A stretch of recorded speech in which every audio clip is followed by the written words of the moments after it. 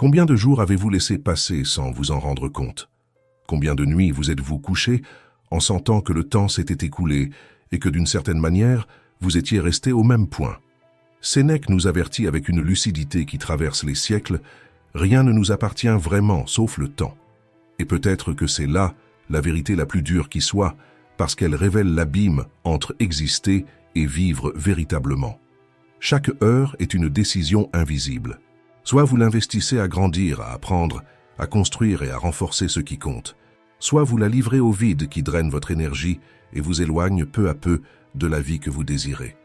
Le temps utilisé avec sagesse n'organise pas seulement la journée. Il façonne votre caractère, votre histoire et le destin que vous êtes en train de créer maintenant. Au fond, nous le savons tous, la vie est courte. Mais ce n'est que lorsque nous la perdons dans de petites séparations que nous percevons à quel point elle est fragile.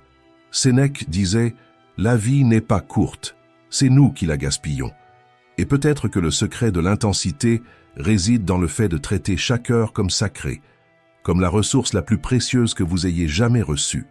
C'est de cela que nous allons parler aujourd'hui. Comment utiliser la sagesse stoïcienne pour transformer chaque instant en clarté, en but et en force. Si vous sentez que les jours vous échappent des mains, restez jusqu'à la fin, car aujourd'hui, vous allez réapprendre à vivre avec présence, avec but et avec puissance intérieure. Et avant de commencer, je vous demande juste une chose. Aimez cette vidéo et abonnez-vous à la chaîne. Ainsi, ce message atteindra davantage de personnes qui ont, elles aussi, besoin de ce tournant. Maintenant, oui, commençons. Numéro 1. La vie est la vôtre. Arrêtez de demander la permission de la vivre. Dans le monde d'aujourd'hui, nous sommes bombardés de stimulations et d'informations à chaque seconde. La routine devient un pilote automatique et nous disons que nous n'avons pas de temps pour nous-mêmes. Alors qu'en réalité, nous dépensons notre énergie dans tout, sauf dans ce qui compte vraiment. Combien de personnes connaissez-vous qui suivent ce chemin? Elles passent leurs journées occupées, pleines de rendez-vous, mais pas pleines de vie. Elles travaillent dans des emplois qu'elles détestent, simplement pour payer leurs factures. Elles maintiennent des relations qui n'apportent plus de joie, uniquement par peur de la solitude. Et dans ce processus, elles confondent exister avec vivre. Être occupé n'est pas un signe d'importance, c'est souvent un signe de fuite. C'est comme courir sur un tapis roulant. Vous transpirez, vous vous épuisez, vous dépensez de l'énergie, mais vous restez exactement au même endroit. Voilà la vie de ceux qui se consacrent trop à ce qu'ils n'aiment pas. Vivre pour soi n'est pas de l'égoïsme. C'est investir du temps dans la construction d'une vie dont vous êtes fier d'habiter. Si vous ne savez pas encore ce que vous aimez, commencez par vous poser cette question. Si j'avais plus de temps, que ferais-je? Que changerais-je en moi ou dans ma vie dès maintenant? Les réponses peuvent vous surprendre. Peut-être un nouveau travail, une attention à votre corps, ou simplement le courage de poursuivre un passe-temps que vous avez toujours remis à plus tard. Et voici une pratique essentielle, apprendre à dire non. Peu de mots sont aussi libérateurs, mais avec eux vient la peur de décevoir, de paraître égoïste, de perdre l'approbation des autres. C'est cette peur qui vous fait porter des obligations qui ne sont pas les vôtres, étouffer des désirs légitimes et vous perdre dans les priorités des autres. Dire non à ce qui vole votre paix, c'est dire oui à ce qui renforce votre âme. Demandez-vous, quelle part de votre vie est occupée par ce que les autres attendent de vous? Et quelle part réellement est remplie de ce que vous souhaitez vivre? Plus vous dites oui à tout, plus vous vous épuisez, plus vous apprenez à dire non à ce qui n'a pas de sens, plus vous créez d'espace pour dire oui à ce qui nourrit votre âme. Certaines personnes ne comprendront pas, d'autres s'éloigneront peut-être. Mais vivre pour soi, ce n'est pas plaire à tout le monde, c'est s'honorer soi-même. Chaque non que vous prononcez avec clarté est un oui silencieux à votre liberté. C'est comme porter un sac à dos rempli de pierres. Tant que vous ne retirez pas le poids qui n'est pas le vôtre, vous n'aurez jamais l'énergie pour la marche qui compte vraiment. Et plus vous retardez ce changement, plus vous livrez de temps à vivre selon les priorités des autres. Et chaque jour ainsi cédé est un morceau de vie qui ne reviendra jamais. Sénèque nous le rappelle avec précision. Ne juge pas qu'un homme a beaucoup vécu à cause de ses rides et de ses cheveux blancs. Il n'a pas beaucoup vécu. Il a seulement existé longtemps. Cette phrase est à la fois un avertissement et une invitation. La vie ne se mesure pas en années, elle se mesure en intensité. Vivre longtemps est différent de bien vivre, et ce choix est entre vos mains maintenant. Numéro 2. Défendez chaque minute comme si c'était la dernière. Chaque jour, vous recevez un dépôt invisible. 24 heures, ni plus ni moins. Et peu importe qui vous êtes, riche, pauvre, jeune ou âgé, tout le monde se réveille avec la même somme. La différence ne réside pas dans ce que vous gagnez, mais dans la façon dont vous décidez de le dépenser. Et voici la vérité brutale. La vie n'est pas faite de décennies, mais de petites parcelles de temps qui ne reviennent jamais. Sénèque comparait l'argent au temps. Il disait « Personne ne partage sa fortune, mais tous livrent, sans hésiter, leur propre vie en morceaux de temps. » C'est là que le choc se produit. Nous gardons nos pièces comme si elles étaient de la vie, mais nous donnons notre vie comme si c'étaient des pièces. Imaginez alors la scène, quelqu'un de très riche jetant des billets de 100 € à la poubelle. C'est une scène absurde, presque inimaginable. Mais ce que beaucoup ne réalisent pas, c'est qu'ils font quelque chose d'encore plus coûteux chaque jour. Lorsqu'ils gaspillent des heures dans des distractions, des inquiétudes vides et des conversations qui ne mènent nulle part, ils déchirent la seule monnaie impossible à récupérer, le temps. Perdre de l'argent fait mal, mais vous pouvez encore le regagner. Perdre du temps est bien pire, car il ne revient jamais. Vous voulez en ressentir le poids réel? Faites un exercice. Attribuez une valeur à chaque heure de votre vie. 50, 100, 200 €. Comptez maintenant combien d'heures vous donnez chaque jour à des choses qui n'apportent rien. 2 heures? 3? En un mois, cela équivaut déjà à des dizaines de billets jetés. En un an, cela devient une fortune entière volée à vous-même. Et le détail qui fait mal, si c'était de l'argent réel, vous n'accepteriez jamais cette perte en silence. Mais quand il s'agit du temps, vous le laissez filer, sans réaliser que vous vendez à bas prix la matière première de votre vie. C'est pourquoi Sénèque nous confronte à nouveau. Pourquoi vis-tu comme si tu étais éternel, en ignorant ta fragilité face à la vie? Ce rappel n'est pas fait pour vous effrayer, mais pour vous ouvrir les yeux. Chaque heure est précieuse parce qu'elle est finie. Le temps est ce qui donne forme à votre existence. Chaque heure bien utilisée est un pas vers la personne que vous voulez devenir. Alors, traitez le temps comme un trésor. Il ne s'agit pas de vivre en courant, mais de vivre en choisissant. Choisir ce qui renforce, ce qui construit, ce qui compte vraiment. Parce qu'au fond, protéger le temps, c'est protéger la vie elle-même. Numéro 3. Plongez dans le moment présent. La vérité, c'est qu'il n'existe pas de moment parfait, mais bien souvent notre esprit nous convainc qu'il vaut mieux attendre qu'agir. D'abord vient la paresse, ensuite la procrastination, et quand vous vous en rendez compte, les occasions sont déjà passées. Le paresseux n'agit jamais, car il trouve toujours des excuses. C'est trop difficile, cela prend trop de temps, je n'en ai pas envie. La différence, c'est que le procrastinateur croit vraiment qu'il va s'y mettre, mais il repousse. Plus tard, à la fin de la semaine, quand j'aurai du temps. Et ainsi, les jours s'échappent silencieusement. Chaque excuse est un voleur déguisé, et il dérobe ce que vous avez de plus précieux, votre temps. Sénèque nous avertit « Empare-toi de la tâche d'aujourd'hui, et tu n'auras pas autant besoin de celle de demain. » Pendant que nous différons, la vie s'accélère. Combien de fois vous êtes-vous surpris à imaginer que votre moi du futur résoudrait tout avec discipline, énergie et concentration? Mais ce futur n'arrive jamais, car il n'existe qu'un seul moment où vous pouvez agir, maintenant. Sénèque disait encore « La chance a l'habitude de se comporter comme elle le veut ». Autrement dit, attendre le moment idéal est une illusion. La vie ne vous promet pas que vous aurez demain. Et remettre à plus tard n'augmente pas seulement le risque de ne jamais accomplir, cela laisse aussi la place aux imprévus pour vous voler les rares chances que vous aviez. Si vous voulez réellement profiter du temps, il faut éliminer la phrase « je ferai ça plus tard » et la remplacer par une décision simple « je le fais maintenant ». Ce changement d'attitude vaut plus que n'importe quelle technique de productivité. Le pouvoir ne réside pas dans l'attente du bon moment, mais dans la capacité de transformer ce moment en moment juste. Utilisez le pouvoir des échéances à votre avantage. Prenez une liste de rêves et d'objectifs et fixez des dates réelles pour chacun d'eux. Sans échéance, les désirs deviennent fumée. Avec des échéances, ils deviennent des engagements. C'est comme construire une maison. Vous pouvez avoir le plus beau plan du monde, mais sans date pour commencer les travaux. Ce papier reste juste un dessin. L'échéance est la fondation invisible qui transforme l'intention en réalité. Et il existe quelque chose d'aussi essentiel. Réservez ne serait-ce que 10 minutes par jour pour réfléchir honnêtement à la façon dont vous avez utilisé votre temps. Sans cette auto-analyse, vous répétez les mêmes erreurs, prisonnier d'un cycle d'ajournement sans fin. Mais lorsque vous vous asseyez devant votre journée comme quelqu'un qui relit une carte, vous voyez clairement les chemins que vous avez choisis, les détours que vous avez faits et les raccourcis que vous avez laissés passer. C'est à cet instant que vous découvrez exactement où vous devez vous améliorer. Un rêve sans échéance n'est qu'un souhait. Mais un souhait avec une date fixée devient votre prochaine étape. Numéro 4. Réveillez votre génie caché. Imaginez maintenant que vous ayez un génie de la lampe capable de vous révéler exactement à quoi ressemblera votre vie dans 50 ou 70 ans. Chaque pas, chaque opportunité, chaque bon choix et chaque erreur commise. Que feriez-vous de cette connaissance? Vous changeriez probablement vos décisions d'aujourd'hui avec beaucoup plus de clarté et de courage. Mais la vérité, c'est que vous possédez déjà quelque chose de semblable, votre propre passé.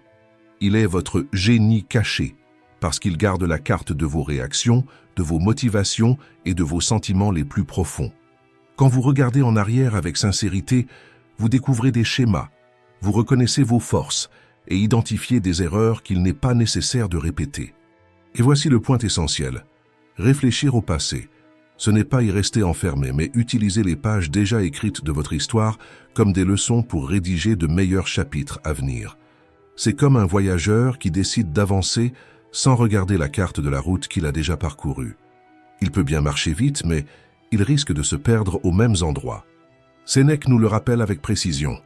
La vie est trop courte et trop inquiète pour ceux qui oublient le passé, négligeant le présent et craignent l'avenir. C'est une invitation puissante. Si vous ignorez le passé, vous répétez les mêmes erreurs. Si vous craignez l'avenir, vous gaspillez le présent. Mais lorsque vous affrontez votre propre histoire, vous trouvez la clarté pour agir avec plus de conscience aujourd'hui. Arrêtez-vous un instant et réfléchissez. Qu'est-ce qui a façonné la personne que vous êtes maintenant?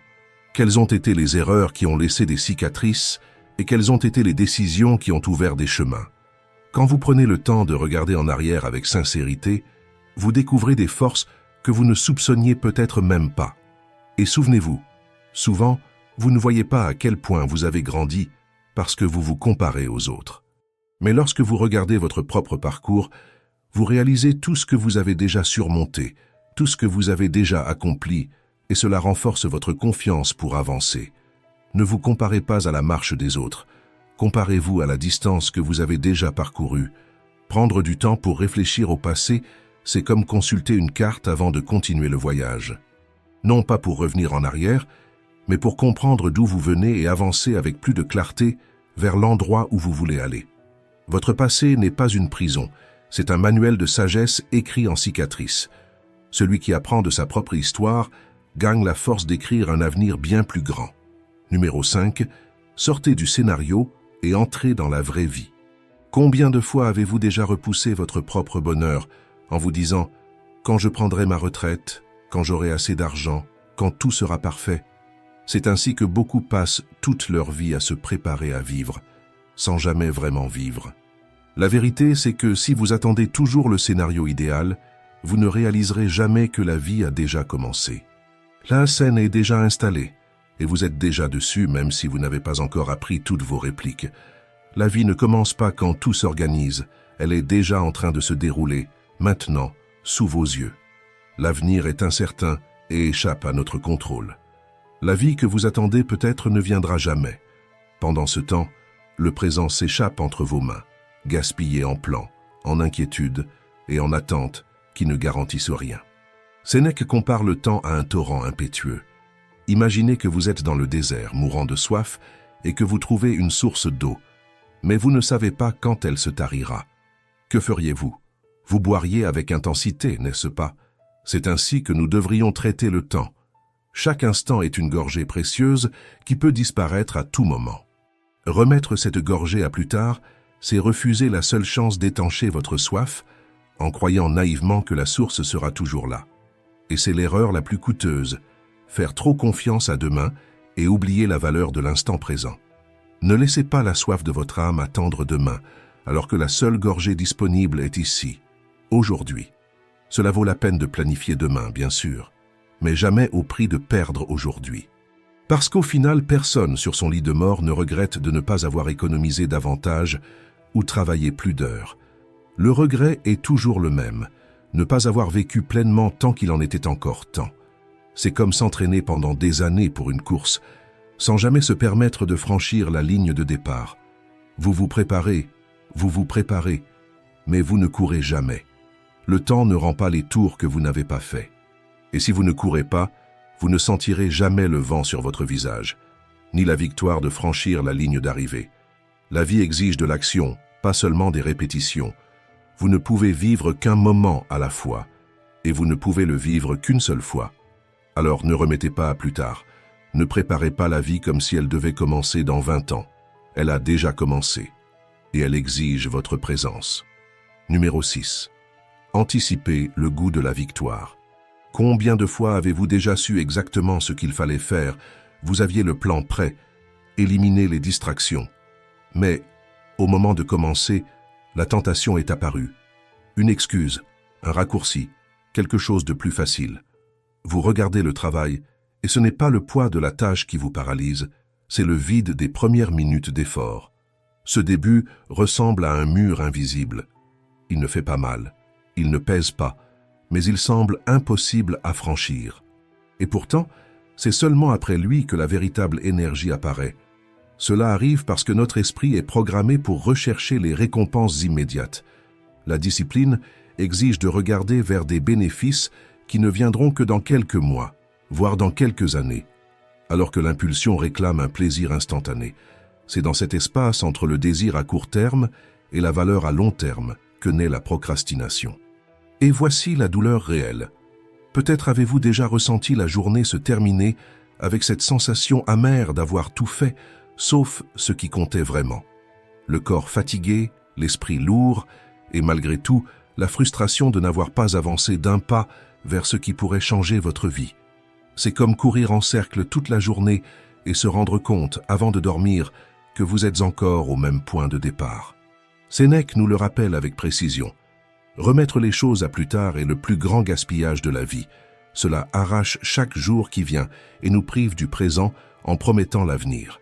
Le plus grand obstacle à la vie, c'est l'attente.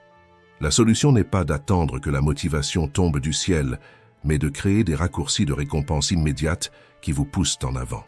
Vous voulez un exemple simple? Si vous avez tendance à vous perdre sur les réseaux sociaux, transformez cela en monnaie d'échange. Vous ne pouvez y accéder qu'après avoir terminé une partie du travail. Le loisir cesse d'être une fuite et devient une récompense. Ainsi, vous conditionnez votre esprit. Chaque étape accomplie apporte un retour rapide. À chaque petite victoire, vous vous prouvez que vous en êtes capable, et cette preuve génère l'énergie pour conquérir davantage. C'est comme allumer une série de petites torches sur un chemin sombre. Chacune n'éclaire que quelques mètres, mais ensemble, elles vous mènent loin. Vous transformez chaque tâche accomplie en carburant pour la suivante. La discipline cesse d'être une guerre contre la volonté et devient une stratégie intelligente. Lorsque vous reliez l'effort à la récompense, même petite, le chemin devient moins aride et la vie commence à répondre par un progrès réel. N'attendez pas demain pour ressentir la fierté. Donnez-vous aujourd'hui des raisons d'être fiers. Les grandes conquêtes sont faites de petites victoires immédiates que vous décidez de célébrer. Numéro 7. Maîtrisez le temps que les autres gaspillent. Avez-vous déjà remarqué comme nous travaillons dur chaque jour pour deux choses, l'argent et le temps libre? Nous passons 8, 9, 10 heures enfermés dans le travail uniquement pour gagner quelques moments de repos. Mais lorsque nous avons enfin ce temps entre les mains, nous le gaspillons comme s'il n'avait aucune valeur. C'est comme lutter pendant des années pour creuser un puits dans le désert, et lorsque l'eau jaillit enfin, la laisser s'écouler dans le sable. Sénèque nous avertit, ce n'est pas que nous ayons peu de temps, mais que nous en perdons beaucoup. La vie est assez longue et suffisamment généreuse si nous savons bien l'utiliser. Autrement dit, ce n'est pas le manque de temps qui nous détruit, mais la manière dont nous l'utilisons. Si vous n'apprenez pas à valoriser le temps libre que vous gagnez avec tant d'efforts, vous finirez par vivre seulement pour travailler, et non travailler pour vivre. Pensez maintenant aux pauses de votre journée. Combien de fois avez-vous déjeuné à la hâte devant un écran, comme si votre seule fonction était de retourner vite au travail? C'est un choix silencieux de gaspiller la vie. Mais ces petits espaces peuvent être transformés. Au lieu de faire défiler distraitement l'écran de votre téléphone, vous pouvez utiliser quelques minutes pour marcher et respirer, appeler quelqu'un que vous aimez, écrire dans un journal, ou simplement fermer les yeux et remercier pour ce que vous avez. Le temps libre est petit, mais son impact peut être immense, et il ne s'agit pas seulement des pauses. Les soirées et les week-ends portent un pouvoir décisif. C'est dans ce temps que vous pouvez renforcer votre corps par l'exercice, nourrir votre esprit par de bonnes lectures, pratiquer le silence à travers la méditation ou investir dans un projet que vous avez toujours repoussé. Ce sont des choix simples, mais qui créent un cycle d'énergie, de clarté et de but. C'est comme planter un arbre à chaque moment libre. Au début, il semble petit, mais en quelques années, vous vivrez au milieu d'une forêt de résultats. La vérité est simple. Si vous n'apprenez pas à profiter de votre temps libre, vous vivrez toujours dans la répétition de jours qui ne s'ajoutent à rien. Mais si vous décidez de transformer ces moments en carburant pour grandir, vous verrez la différence se multiplier en mois, en années et en décennies. Ne confondez pas loisir et gaspillage. Le vrai loisir fortifie l'âme.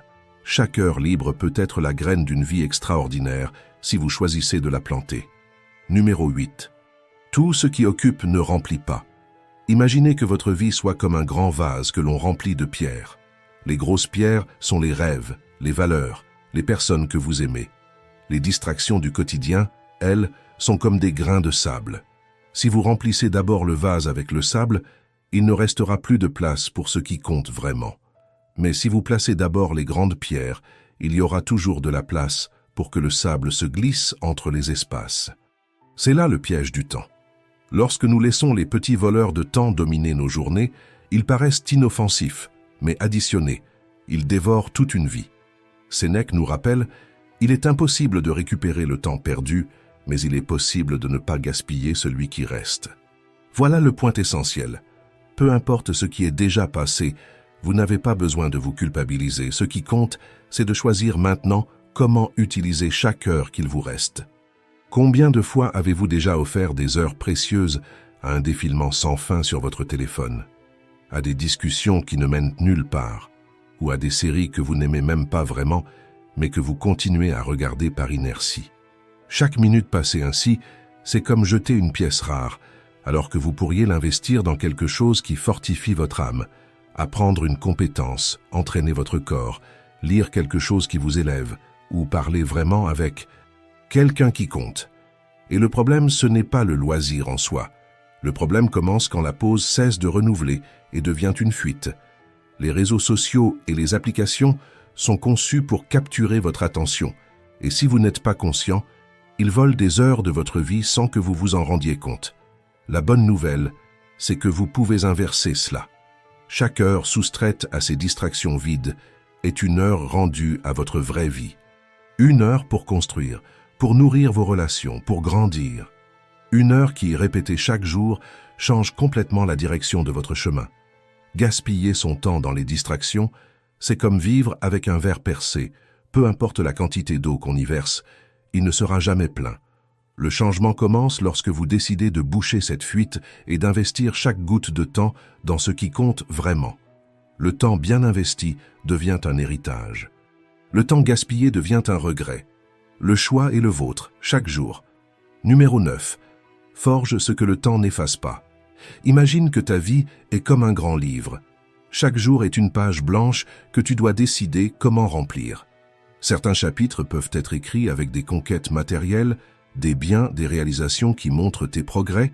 D'autres peuvent être écrits avec des histoires, des rencontres, des apprentissages et des moments qui réchauffent l'âme.